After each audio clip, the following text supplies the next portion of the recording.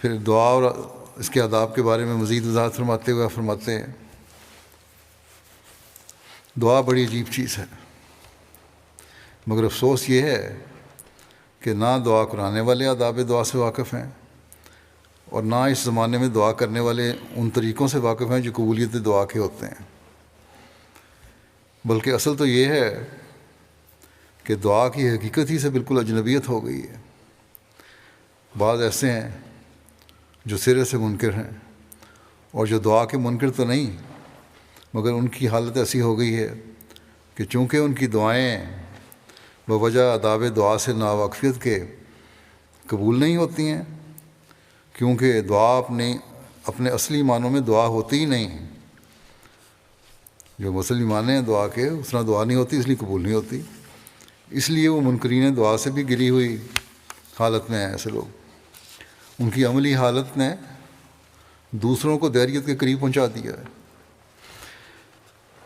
دعا کے لیے سب سے اول اس امر کی ضرورت ہے کہ دعا کرنے والا کبھی تھک کر مایوس نہ ہو جاوے اور اللہ تعالیٰ پر سوء ظن نہ کر بیٹھے، بدظنی نہ کرے اللہ تعالیٰ پر کہ اب کچھ بھی نہیں ہوگا۔ بعض اوقات دیکھا گیا ہے کہ اس قدر دعا کی گئی کہ جب مقصد کا شگوفہ سرسبز ہونے کے قریب ہوتا ہے تو دعا کرنے والے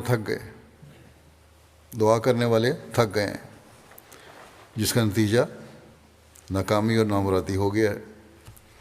اور اس نامرادی نے یہاں تک برا اثر پہنچایا کہ دعا کی تاثیرات کا انکار شروع ہوا اور رفتہ رفتہ اس درجے تک نوبت پہنچ جاتی ہے کہ پھر خدا کا بھی انکار کر بیٹھتے ہیں، دہریت غالب آ جاتی اور کہہ دیتے ہیں کہ اگر خدا ہوتا اور وہ دعاؤں کو قبول کرنے والا ہوتا تو اس قدر عرصہ دراز تک جو دعائیں کی گئیں کیوں قبول نہ ہوئیں۔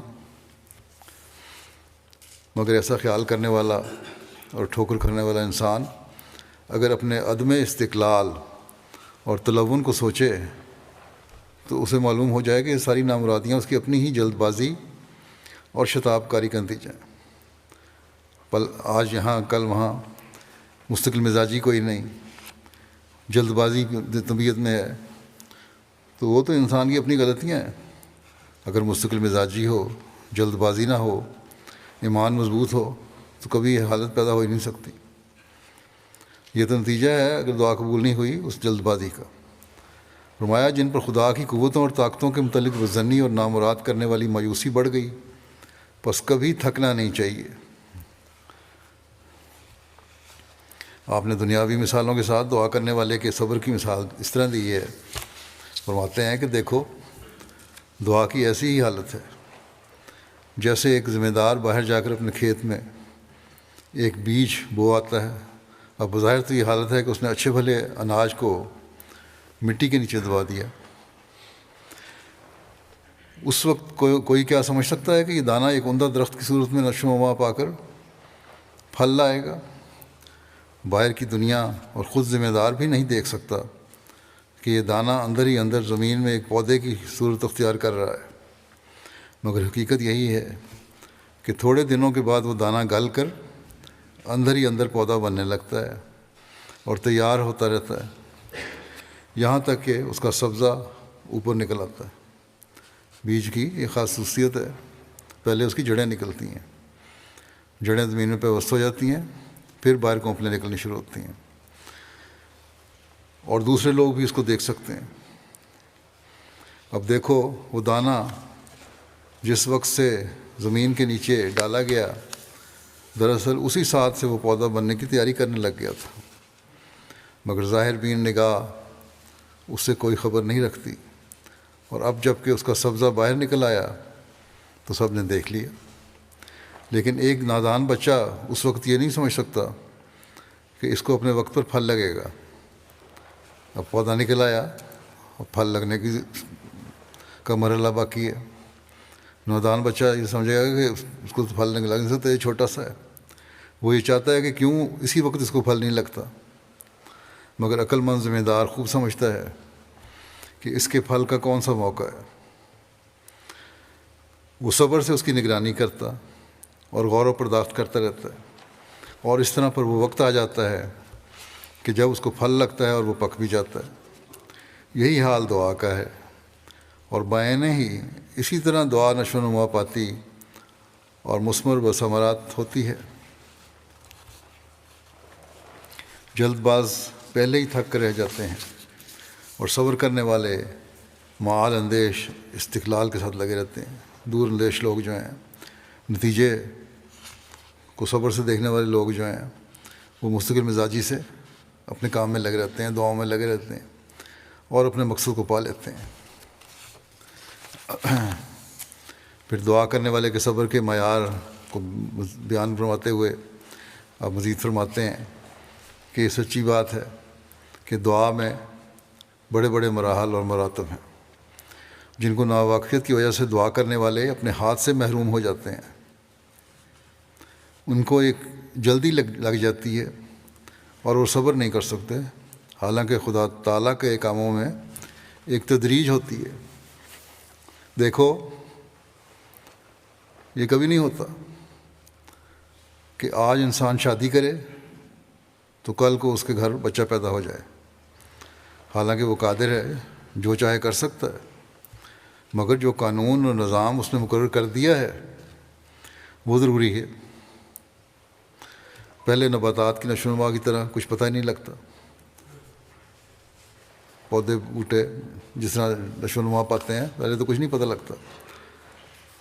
انسان کی یا کسی بھی جانور کی پیدائش کے وقت، اب انسان کی مثال ہے کہ 4 مہینے تک تو کوئی یقینی بات نہیں کہہ سکتا، پھر کچھ حرکت محسوس ہونے لگتی ہے، اور پوری میعاد گزرنے پر بہت بڑی تکالیف برداشت کرنے کے بعد بچہ پیدا ہو جاتا ہے۔ ڈاکٹر بھی اب 12 ہفتے کے بعد اسکین کر کے بتاتے ہیں کچھ۔ تو بچے کا پیدا ہونا باوجود سب ماڈرن ٹیکنالوجی کے صحیح پتہ لگتا ہے ڈاکٹروں کو، اور وہی اس وقت اسکین کرتے ہیں جب 12 ہفتے گزر جاتے ہیں۔ اس زمانے میں جب آپ بیان فرما رہے ہیں اس وقت جتنی ٹیکنالوجی نہیں تھی، لیکن اس کے باوجود ایک قانون قدرت کے بارے میں آپ نے وضاحت فرمائی ہے۔ فرمایا کہ بچے کا پیدا ہونا ماں کا بھی ساتھ ہی پیدا ہونا ہوتا ہے۔ پھر جو پیدا ہوتا ہے تو ساتھ ہی یہ نہیں ہے کہ آرام سے پیدا ہو گیا، ماں کا بھی نئے سرے سے پیدا ہونا ہوتا ہے۔ مرد شاید، فرمایا کہ مرد شاید ان تکالیف اور مصائب کا اندازہ نہ کر سکیں جو اس مدت حمل کے درمیان عورت کو برداشت کرنی پڑتی ہے، مگر یہ سچی بات ہے کہ عورت کی بھی ایک نئی زندگی ہوتی ہے۔ اب غور کرو کہ اولاد کے لیے پہلے ایک موت خود اس کو قبول کرنی پڑتی ہے، تب کہیں جا کر وہ اس کی خوشی دیکھتی ہے۔ اسی طرح پر دعا کرنے والے کے لیے ضروری ہوتا ہے کہ وہ تلون اور عجلت کو چھوڑ کر ساری تکلیفوں کو برداشت کرتا رہے، جلد بازی نہ کرے، تکلیفوں کو برداشت کرے، دعا میں لگا رہے، اور کبھی بھی یہ وہم نہ کرے کہ دعا قبول نہیں ہوئی۔ آخر آنے والا زمانہ آ جاتا ہے، دعا کے نتیجے کے پیدا ہونے کا وقت پہنچ جاتا ہے، جب کہ گویا مراد کا بچہ پیدا ہوتا ہے۔ دعا کو پہلے ضروری ہے کہ اس مقام اور اس حد تک پہنچاوے جہاں پہنچ کر وہ نتیجہ خیز ثابت ہوتی ہے۔ دعا کو اس معیار تک لے جانا ضروری ہے پہلے۔ فرمایا کہ جس طرح پر آتشی شیشے کے نیچے کپڑا رکھ دیتے ہیں اور سورج کی شعائیں اس شیشے پر آ کر جمع ہوتی ہیں اور ان کی حرارت اور حدت اس مقام تک پہنچ جاتی ہے جو اس کپڑے کو جلا دے، پھر یکایک وہ کپڑا جل اٹھتا ہے، اسی طرح پر ضروری ہے کہ دعا اس مقام تک پہنچے جہاں اس میں وہ قوت پیدا ہو جاوے کہ نامرادیوں کو جلا دے اور مقصد مراد کو پورا کرنے والی ثابت ہو جاوے۔ بس ہر دعا کرنے والے کو اپنے جائزے سے خود ہی پتہ چل جائے گا کہ اس نے یہ معیار حاصل کیا ہے یا نہیں۔ آپ فرماتے ہیں فارسی کی مثال دیتے ہوئے اس طرح کی، پیدا اس ندارا کہ بلند است جنابت، کہ پکار سے ظاہر ہے کہ تیری بارگاہ بہت بلند ہے اللہ تعالیٰ کے بارے میں۔